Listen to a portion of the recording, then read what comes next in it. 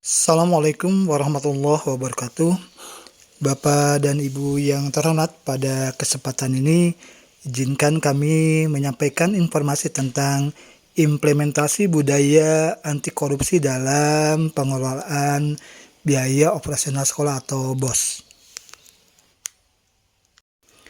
Berdasarkan Undang-Undang Nomor 31/1999 Undang-Undang Nomor 20 Tahun 2021 tentang tindak pidana korupsi, 7 kelompok yang termasuk ke dalam tindak pidana korupsi yaitu kerugian keuangan negara, suap menyuap, penggelapan dalam jabatan, pemerasan, perbuatan curang, benturan kepentingan dalam pengadaan, dan gratifikasi. Berkaitan dengan nilai-nilai anti korupsi, 9 nilai anti korupsi adalah sebagai berikut. Pertama, jujur. Kedua, peduli. Ketiga, mandiri. Keempat, disiplin. Kelima, tanggung jawab. Keenam, kerja keras. Ketujuh, kesederhanaan. Kedelapan, keberanian. Dan kesembilan, adil. Bapak dan Ibu, berikut adalah penjelasan tentang implementasi budaya anti korupsi tersebut dalam pengelolaan BOS yang dipaparkan oleh Ibu Hajah Ratu Sapitri M, SE, KAA, KGAA, penyuluh anti korupsi muda dan Ketua Asosiasi Penyuluh Anti Korupsi Provinsi Banten. Alhamdulillahirrabbilalamin wa bihi nasta'in wa ala umuri dunya waddin wassalatu wassalamu ala asrafil anbiya'i wal mursalin sayyidina Muhammadin amma ba'du.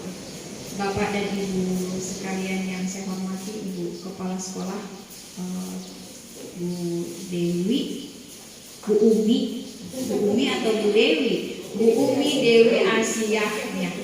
Ibu, terima kasih. Kemudian Bapak pengawas Pak Solihin yang saya hormati juga, begitu juga dengan Bapak dan Ibu sekalian, para guru, alumni, wakil kepala sekolah, staf TU, mungkin semua ada di sini. Terima kasih banyak. Pada kesempatan siang hari ini, alhamdulillah hari Kamis 16 September 2021, saya berkesempatan, Masya Allah, tabarakallah, datang ke Paris Pandeglang ya. Baru pertama kali diundang ke sini dan datang ke sini. Datang ke daerah sini sama seperti yang Pak Yan Rizal tadi ungkapkan, mungkin tahun 2013 kami ke sini dan gak pernah datang lagi. Jadi datang ke sini yang kedua kali, dan ini belum ada, sepertinya baru cuma sampai di sana. Terima kasih banyak atas undangannya. Ibu dan Bapak sekalian sehat semua? Alhamdulillah. Pertama nih, Fitri mohon izin, mungkin karena biasa panggil Fitri atau gimana bahasanya ya, gak biasa saya, rasanya lebih familiar dengan Fitri. Mama nggak apa, Fitri saja, panggil Fitri, nggak usah ibu. Udah ibu, udah ibu. Siang hari ini diundangnya ke sini, pertama silaturahmi, yang kedua Bu Umi bilang pembinaan, yang ketiga Bu Umi ditambah hasil temuan di 2 sekolah, hasil temuan dana BOS dan BOSDA 2 sekolah, SMA 5 dan SMA 16. Yang keempat, kemarin kegiatan sosialisasi Pergub implementasi pendidikan di lingkungan pemerintah Provinsi Banten itu di 12 Agustus. Kemudian yang kelima, kemarin juga kita melaksanakan rapat persiapan kompetisi implementasi pendidikan anti korupsi yang diselenggarakan oleh Komisi Pemberantasan Korupsi untuk tahun 2021 pada tahapan regulasi implementasi pendidikan anti korupsi. Bapak dan Ibu sekalian, mungkin pertama langsung saja, sebetulnya saya kesini jadi pakai jaket biru muda ini. Ya, jaketnya kebesaran, saya juga agak keberatan pakainya, tapi mau nggak mau harus pakai. Kemarin sudah mohon izin beberapa kali, setiap menjadi narasumber itu tidak memakai ini, tapi ini sudah yang kesekian kalinya izinnya ditolak harus pakai seperti itu. Jadi bukan berarti sebetulnya berat pakai ini Bapak dan Ibu sekalian. Yang jelas siapapun bisa memakai ini asal mau satu tadi, mau ujian, mau baca, mau sertifikasi, mau semuanya seperti itu, dan setidaknya mau merubah sedikit saja. Oke, ini dari Bapak dan Ibu sekalian. Fitri mau yang pertama hasil temuan, karena tanggung jawab Fitri pembinaan ada di wilayah cabang dinas Pandeglang. Khususnya saat ini yang datang atau menjadi sampling SMAN 16. Mungkin yang 5 tidak, tapi yang 16 jadi diperiksa. 5 sama 16 diperiksa.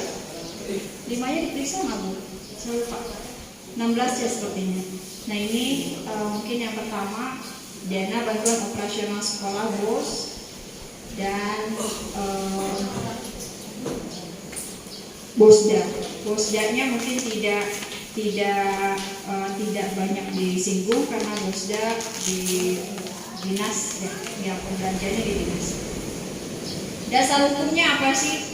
Nah ini dasar hukumnya Bapak dan Ibu sekalian. Kenapa Bapak dan Ibu guru juga ikut duduk di sini? Ini dasar hukumnya ada Undang-Undang Nomor 23, kemudian Undang-Undang Nomor 17 Tahun 2003 tentang Keuangan Negara, Undang-Undang Nomor 20 2003 Sistem Pendidikan Nasional, Undang-Undang Nomor 1 Tahun 2004 tentang Perbendaharaan Negara, Undang-Undang 15 Tahun 2004 tentang Pemeriksaan Pengelolaan dan Tanggung Jawab Keuangan Negara, Undang-Undang Nomor 30 Tahun 2014 tentang Administrasi Pemerintahan, Undang-Undang Nomor 9 Tahun 2015 tentang perubahan Undang-Undang Nomor 23.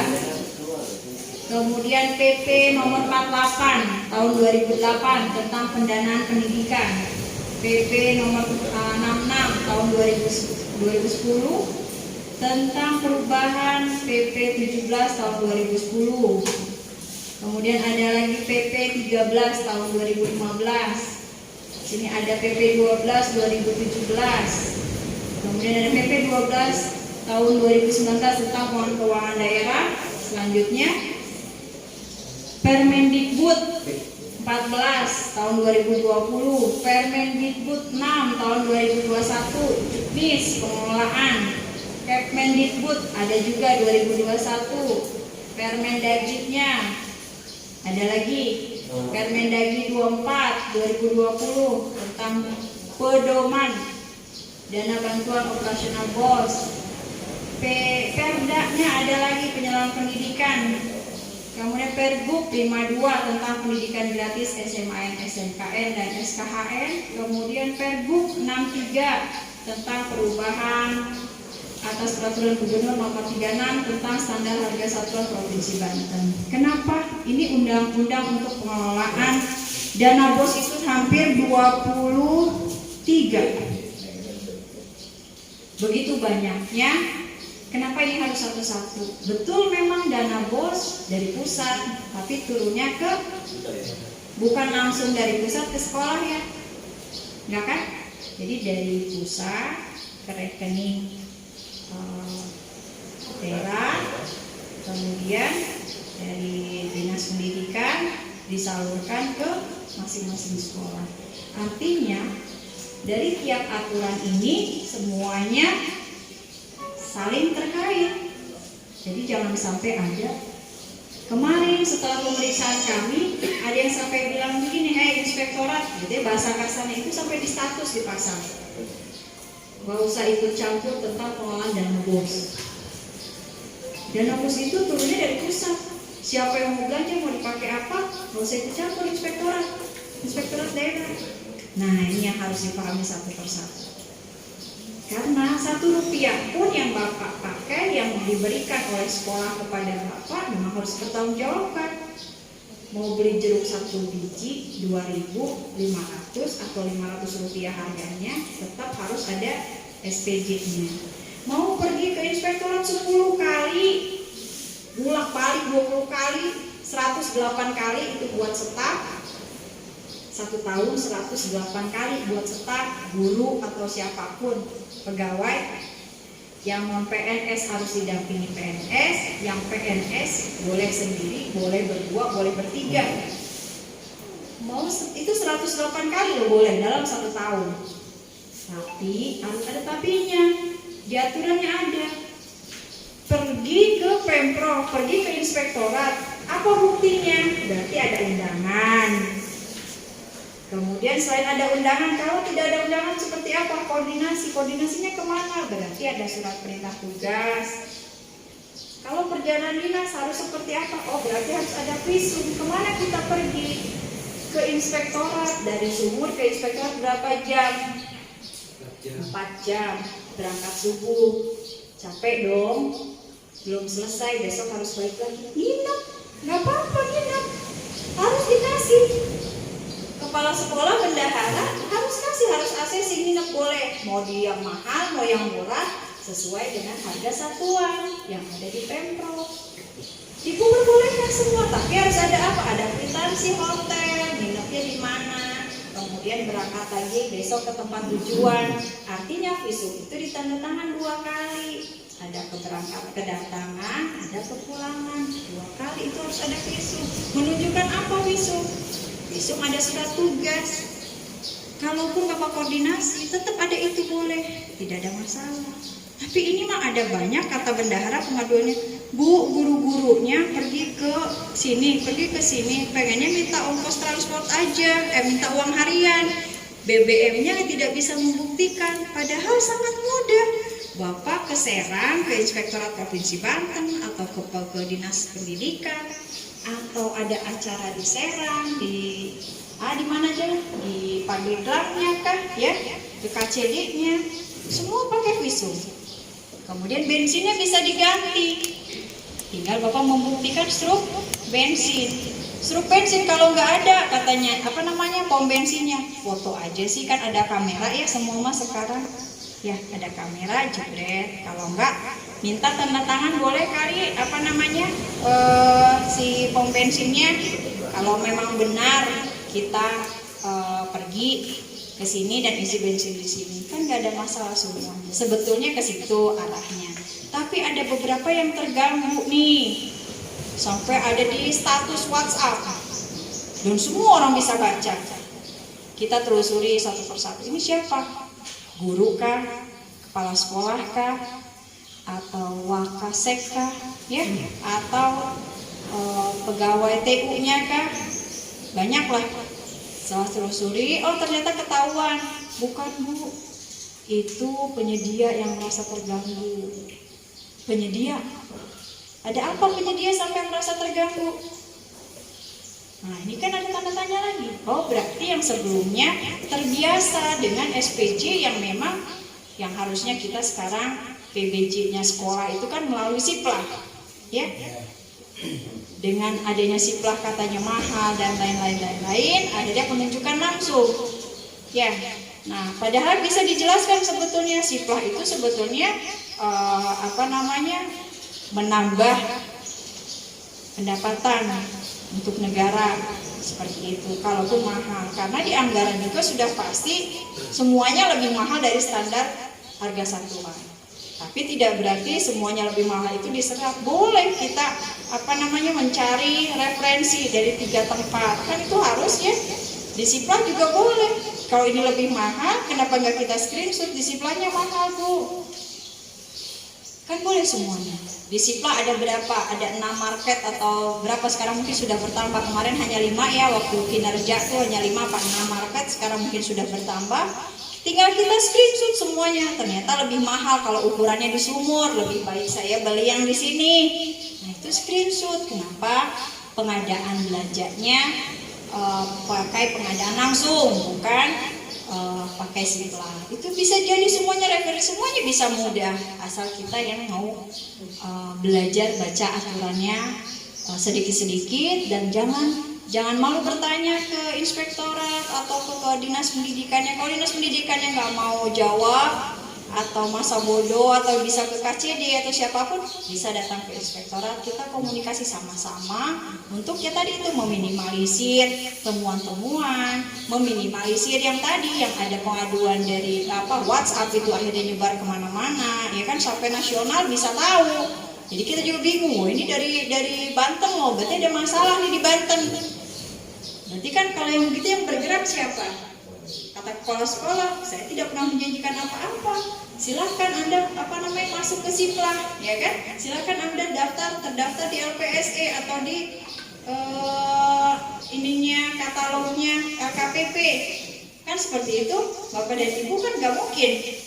Atau semuanya bisa narik semua nanti jadi rekanan saya atau seperti apa. Nah itu yang hal-hal ini, aturan-aturan inilah yang mendasari sebetulnya bagaimana pertanggungjawaban dari pelaksanaan penganggaran yang sudah diberikan kepada sekolah. Seperti itu. Lanjut. Nah ini, bos yang diterima oleh sekolah tidak diperbolehkan untuk, nah ini ada semua nih, ditransfer, disimpan ke rekening pribadi atau lainnya dengan maksud dibungakan. Semoga nggak ada ya di SMA 5 dan 16, nggak ada ya Bu. Dipinjamkan kepada pihak lain. Nah ini dipinjamkan kepada pihak lain. Ini pihak lainnya siapa? Tapi ada kejadiannya, dan itu temuan terus, bukan di KCD Pandeglang. Jadi itu ada, terus jadi temuan. Jadi inspektorat yang kebingungan, sebenarnya uangnya pakai apa sih Pak? Triwulan 1, triwulan 2, ini udah dipakai, kenapa ini melebihi lagi? Utangnya punya siapa? Kan kita jangan. BKU-nya seperti apa? Kalau kita balik, Bu Guru kan harus jadi contoh. Guru harus jadi contoh, kenapa seperti ini? Nah, kita kembalikan lagi. Nah ini sedikit, mungkin kalau dari situ ya, budaya anti korupsi atau penyuluhan anti korupsi di situ sudah terbaca ya Bapak dan Ibu sekalian ya, itu tadi. Kemudian membeli atau menyewa software perangkat lunak untuk pelaporan keuangan bos atau aplikasi pendataan atau aplikasi PPDB. Ini jelas tidak boleh karena ini urusannya pusat. Ini sudah di pusat, ini harusnya sudah nggak ada lagi. Kemudian membiayai kegiatan yang tidak menjadi prioritas sekolah. Apa sih yang tidak menjadi prioritas sekolah? Di RKAS semuanya sudah tertuang. Itu ya Pak, di RKAS. Jadi jangan juga merubah RKAS yang seasalnya kayak kemarin ada pembeliannya 2020 dibayar 2021. Di 2020 nggak ada RKS, jadi 2021 tiba-tiba bayar utang. Nah itu tidak jelas. Seperti itu. Karena kalau utang, pertanggungjawaban laporan kita akhir tahun kas sekolah itu kan ada di Dikbud. Itu kan semuanya sudah nol, nggak ada bayar utang di neracanya, nggak ada buat utang. Sekolah nggak ada buat utang. Ini dinas yang punya hutang. Dan kalau hutang, itu hutang apa yang harus dibayar untuk tahun depan? Itu ada multi-years yang seperti itu, yang keadaannya KH. Kalau yang hutang-hutang belanja begini, nilainya nggak mungkin dibayar yang cuma 30 juta, 40 juta. Seperti itu. Kemudian membeli pakaian, seragam, sepatu bagi guru peserta didik untuk kepentingan pribadi yang bukan inventaris sekolah. Apa contohnya Pak? Ini banyak. Kepala sekolahnya nikahin anak, guru-gurunya suruh pakai seragam semua, dari situ ngeluarinnya. Lupa nge-SPJ-in bendaharanya, banyak kwitansi dimasukin ke situ, BKU masuk, ketahuan. Bukan di sini, banyak lah di luar. Gitu ya Pak, ini yang nggak boleh, salah satunya contoh. Kemudian jangan memaksakan juga nih, misal ada hari pendidikan tanggal 2 Mei ya. Seman 16, Seman 5 seragamnya kudu sama, Badak Banten misalkan. Nggak ada di anggaran ya? Nggak ada kan di anggaran? Padahal belanja baju batik kalau mau dianggarkan tinggal minta ke Dindik, tapi itu nanti yang bayarnya bukan Seman. Ini seragam dari pusat, jadi semua dikasih seragam. Itu umum kepegawaian Dindik buat tenaga pengajar dan kependidikan. Kemudian dilihat efisiensi nggak sih, kelihatan lagi di situ. Ternyata baru beli seragam aja habis 5 miliar. Tidak besar. Nah, tapi kalau di akumulasi, kalau LSM Bajo, masya Allah, buat baju doang Dindik keluarin sekian miliar, padahal buat berapa belas ribu orang. Nah, hal itu yang jadi pertimbangan, dan gitu. Kemudian memelihara sarana prasarana sekolah dengan kategori kerusakan sedang dan berat. Ini sudah jelas ada di Permendikbudnya. Ini juga sudah sering koordinasi konsultasi. Wakrasek prasarana biasanya bagaimana ruang kelas kami, itu semua bisa diusulkan ke Dindikbud pusat. Ada analisisnya, foto awal 0%, sekian persen sampai 100%-nya. Kondisi awalnya saya datang begini Bu, ketika 10 tahun sekolah ini berdiri sampai begini. Kemudian peralihan dari kabupaten ke provinsi kondisinya begini. Mana yang harus diutamakan, masuk sini atau tidak? Maka itu kembali ke Dindikbud pusat, tapi yang tugasnya mereka. Membangun gedung atau ruangan baru itu juga tidak boleh, karena semua itu sudah dianggarkan di pusat, tinggal kita yang aktif.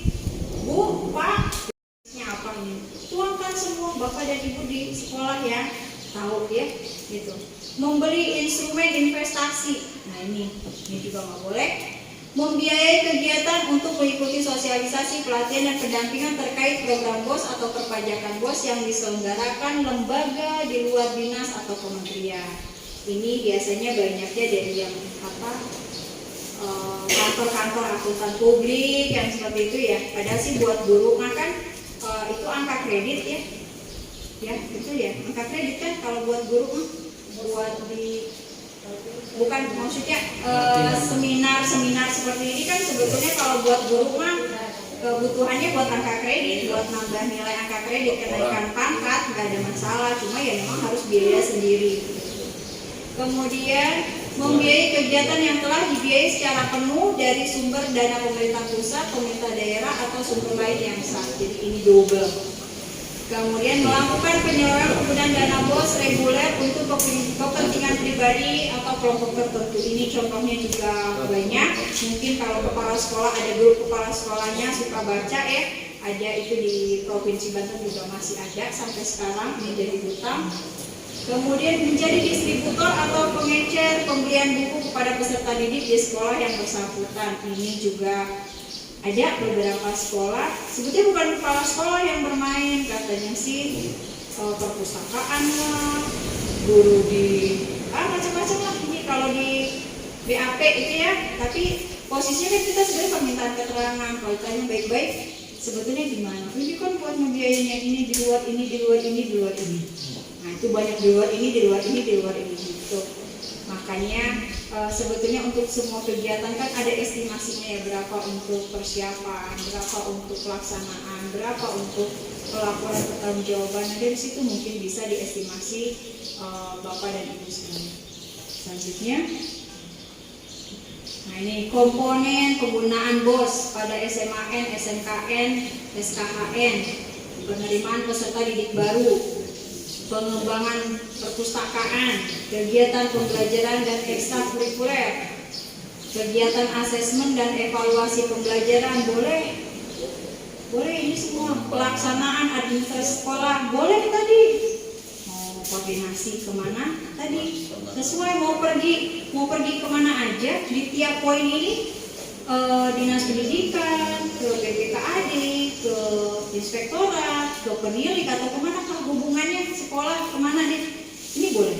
Pengembangan profesi guru dan tenaga kependidikan boleh dibayarin, jangan bilang nggak ada anggarannya, boleh dianggarkan gitu. Jadi sesuaikan berapa sih harusnya satu orang 1 tahun guru itu harus kompetennya di tiap tahun harus berubah, harus bertambah, jangan tiap tahun yang berangkatnya itu aja. Ya, ada kalau di di OPD itu dibilangnya sampai apa namanya raja diklat. Iya, karena yang berangkatnya itu lagi ke badan diklat, tapi nggak nyampe angka kredit. Kalau di inspektorat auditor atau yang memang harus pakai angka kredit, dia banyak itu apa penunjangnya sama profesinya. Tapi kalau guru kan enggak gitu ya. Nah, kemudian pembiayaan langganan daya dan jasa ini juga tidak boleh. Boleh. Kemudian pemeliharaan sarana dan prasarana sekolah yang bukan berat. Harus. Yang bukan berat. Ya. Yang bukan berat, karena yang berat nggak boleh, yang sedang nggak boleh. Bukan tugasnya. Pembelian alat multimedia pembelajaran boleh. Jadi jangan sewa, lebih baik beli. Jangan pinjam juga, langsung aja beli di sini boleh. Penyelenggaraan kegiatan peningkatan kompetensi keahlian boleh. Di bidang apa sih SMA ini, prodinya lebih kepada apa, ya kan? Itu boleh. Disesuaikan dengan apa semuanya, analisisnya apa, ini boleh. Penyelenggaraan kegiatan dalam mendukung keterserapan lulusan. Oh berarti ada setelah ini mau bikin apa? Setelah lulus mau lari kemana? Ketika tidak lulus, apa harus dia menjadi nyuci piring? Kan enggak. Lulusan SMA masa nyuci piring? Kan enggak ya Pak? Nah ini bisa dimodif sebetulnya. Keluarkan ide apa dari sekolah yang memang harus ada. Kemudian pembayaran honor, nah ini juga ada, sudah diatur honor apa aja sih yang dibayar di sini sudah ada artinya. Lanjut Pak. Nah ini pengelolaan dana BOS menggunakan standar satuan harga provinsi. Ini ada semua nih ayat 1 DRKS-nya pada pasal 20 ayat 1 dan 2 ini.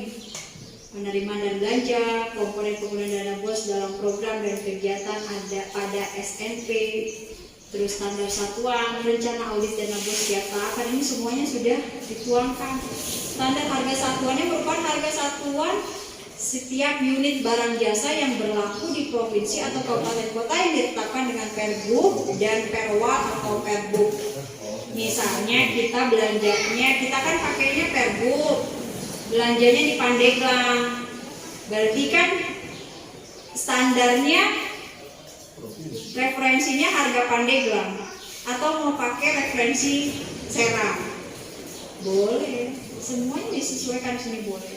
Jadi jangan ngarang pas ketika screenshotnya dirubah lagi di websitenya ya, kan tambah pinter tambah bisa ngarang, itu masih Pak. Salah Bapak. Tapi yang ditemuin begitu. Kenapa sih gitu loh? Kenapa enggak yang realnya? Kita kadang kalau pemeriksa juga suka bingung. Disalahkan. Karunya disalahkan kebiasaan. Jadi apa bukti sebab? Karena terus-terusan tiap tahun berulang ini lagi temuannya. Nah, hal-hal itu mungkin yang harus kita coba cermati. Bapak dan Ibu guru bisa kasih masukan, Ibu guru juga bisa kasih masukan, Bapak guru bisa kasih masukan ke sekolah.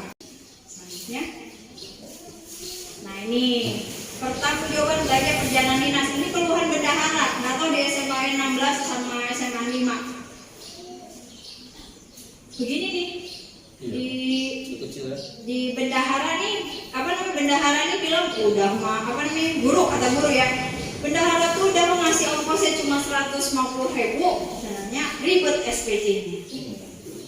Itu ya, jujur tidak jujur. Ini kembali ke integritas tadi penyuluhan ada jujur. Ini angka nilainya lagi. Jujur tidak jujur ada seperti itu. Jadi pertanggungjawabannya apa sih? Tanggung jawab juga ada di integritas. Kembali lagi. Nah, di sini tuh yang komponen tadi ya, perjalanan dinas yang paling utama perjalanan dinas. Bukan berarti kami tidak memperbolehkan Bapak dan Ibu perjalanan dinas. Sangat dibolehkan. Bapak Ibu mau tadi seperti saya bilang 1 tahun PNS itu 108 hari boleh perjalanan dinas. 108 hari 1 tahun. Boleh perjalanan dinas, tapi ini tadi Pak. Undangan, ya. Koordinasi apa? Kan nggak mungkin 108 hari Bapak koordinasi aja, Bapak nggak ngajar. Nah itu, jadi pertanyaan kan? Misalkan kepala sekolahnya pengennya pergi aja, Ibu emang nggak pernah kasih pembinaan di sekolah, Ibu kapan di sekolahnya? Bapak kapan di sekolahnya? Nah, itu jadi pertimbangan dulu. Ya, ini uang harian boleh dibayar, sudah jelas uang harian. Pandeglang Serang tuh 150 atau 200 ya, itu saya kurang hafal juga. Kemudian biaya transport tuh real loh Pak, boleh dibayar. Kalaupun di situ 150 ke 200, itu kan cuma tinggal dibuktikan kupon bensinnya. Kemudian ada biaya penginapan, boleh dibayar. Biaya penginapan juga Bapak boleh menginap. Biar nggak boros karena posisinya jauh ini loh, 8 jam pulang pergi, gitu ya. Boleh Pak, boleh. Asal Bapak buktikan, saya minatnya di sini benar. Bawa, nggak ada masalah. Kemudian uang representasi perdana sini untuk eselon 2 kita tidak dapat ini. Nah ini kalau di Pergub yang 63 itu khusus untuk perjalanan dinas luar daerah yang disyaratkan pada daerah tujuan, biaya pemeriksaan kesehatan COVID rapid test sesuai dengan biaya real, berarti sepanjang masa pandemi aja, itu yang daerah-daerah khusus ya, itu dilampirkan. Jadi jangan bikin alasan tiba-tiba pengen COVID juga ya, Pak ya. Ini yang sekarang. Yang di perubahan di 2022 kami juga sudah review, mungkin ini masih ada karena kita nggak tahu COVID sampai kapan. Nanti ini sudah ada, semua sudah dituangkan. Kemudian yang di situ di pasal 10-nya dibilang uang harian dibayarkan secara langsung dan merupakan batas tertinggi sebagaimana diatur dalam Permenkyu. Kemudian biaya transport pegawai dibayarkan sesuai dengan biaya real berdasarkan fasilitas transport sebagaimana tercantum dalam lampiran 4, udah jelas semuanya. Terus gimana sih kalau misalkan Pak, Bu, kupon bensinnya saya lupa, ya saya lupa, jangan sekali-kali bikin karena udah tahu kawan saya itu Bu Oti, Bu Oti, kalau yang kenal Bu Oti itu udah hafal yang mana palsu, yang mana tidak palsu. Hafal bang, itu kupon bensin dilalap sama dia itu. Kalau palsu tuh ketahuan. Terus. Serius? Oh serius. Jadi kalau kita bilang kupon bensin Pemprov Banten yang dipalsukan oleh pegawai, itu bisa-bisa Pertamina mendemo Pemprov. Pegawai Pemprov gak boleh beli di Pertamina. Itu kalau mau, kalau beli. Kemudian pergi ke Jakarta. Tahun sebelumnya, kita kan tahun ini mah di print, harus pakai aplikasi. Sejak Februari 2021 pakai aplikasi untuk pergi ke Jakarta, itu ada yang dari Serang sampai Raja itu di print. Kita nggak terima kertas, itu di print berdasarkan itu. Ada aplikasinya, nanti sampai kantor itu bisa di print, kelihatan. Itu Bu Oti sudah apa? Kita bisa pergi ke MMS ya, ke situ konfirmasi mana palsu, cara membedakan palsu dan asli seperti apa. Bisa-bisa tuh MMS dia tuh sejalan tol itu demo provinsi, pegawai Pemprov itu dilarang masuk jalan tol sebab terlalu banyak itu tadinya ya bikin palsu. Padahal realnya gak usah dipalsuin. Ada di lampiran Pergub ini, kalau misalkan tidak bisa menyajikan yang sebenarnya, kepala dinas tinggal bikin surat pernyataan, surat pernyataan mutlak, surat pertanggungjawaban real, dibayar 30% dari surat pernyataan. Oh, di Pergubnya diatur. Jadi daripada palsu, lebih baik bikin surat pernyataan, itu dibayarnya 30%. Boleh dari habisnya 600, 30%-nya boleh. Kan daripada sama sekali. Tapi kadang-kadang kita ya karena lebih pintar tehnya, merasa pintar atau gimana sama auditornya ketemu deh. Gitu. Bu, ini palsu Bu. Gimana Bu? Palsunya banyak daripada yang realnya. Serba salah. Kasihan juga ya. Seperti apa kondisinya? Ini satu, ketidakjujuran, kebohongan, ya ada semua di situ. Nah, harapannya mungkin Bapak dan Ibu guru memberikan contoh yang baik lah di sini. Mulai dari situ aja kita ketahuan. Sebetulnya kita pergi kemana sih? Kita mau pergi belajar, kita juga mau pergi sosialisasi, guru-guru mungkin ya. Kita mau pergi pertemuan apa mata pelajaran ya, MGMP. MGMP, MGBK, itu macam-macam itu kan semuanya ada undangan ya Pak, Ibu ini. Tinggal minta izin Pak sekolah buatkan saya surat perintah tugas untuk Bu, ini ada undangannya, ini real Bu, kita nggak pergi. Iya, terus bikin laporan hasilnya apa? Ada foto dokumentasi bahwa Bapak dan Ibu sekalian datang ke ruangan tersebut, tinggal foto, jebret 1 kali foto sudah. Nah, sisanya mau pergi jalan-jalan sisa waktu itu. Nah, diatur juga di Pergub itu sebetulnya 1 sampai kurang dari 8 jam tidak boleh dibayarkan harusnya. Tapi kan nggak mungkin, kalau dari sumur ke sana itu udah jalannya aja sudah 8 jam. Berarti harus dibayar, mau nggak mau berarti boleh 2 hari hitungannya. Tapi kita harus memperhatikan tadi, efisien, efektif, ekonomis. Harus seperti apa? Oke, selanjutnya loh. Oh, sudah selesai. Terima kasih ya. Sudah selesai. Ini poin yang tadi. Sebetulnya dari poin ini sudah ada arti kejujuran, pertanggungjawaban, bagaimana perlakuan adil dari kepala sekolah, tidak membedakan guru yang sering berangkat atau tidak berangkat, semua perlakuannya ya.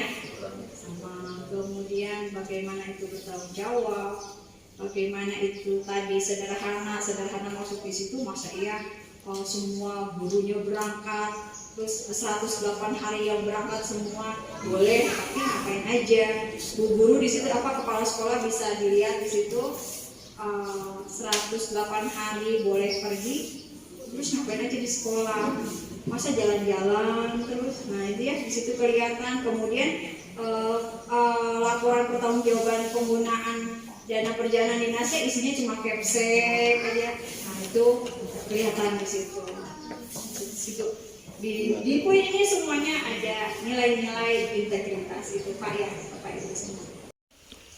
Bapak dan Ibu yang terhormat, semoga apa yang sudah disampaikan oleh Ibu Hajah Ratu Sapitri ini memberikan banyak informasi yang kita perlukan dalam mengelola BOS sesuai dengan regulasi atau aturan yang ada. Semoga informasi ini juga akan memberikan inspirasi yang baik bagi kita untuk mengelola keuangan di sekolah menjadi lebih baik. Terima kasih pada Ibu Hajah Ratu Sapitri. Terima kasih Bapak dan Ibu. Semoga informasi ini bermanfaat bagi kita semua. Mohon maaf bila ada salah dan keliru. Billahi taufiq wal hidayah. Wassalamualaikum warahmatullahi wabarakatuh.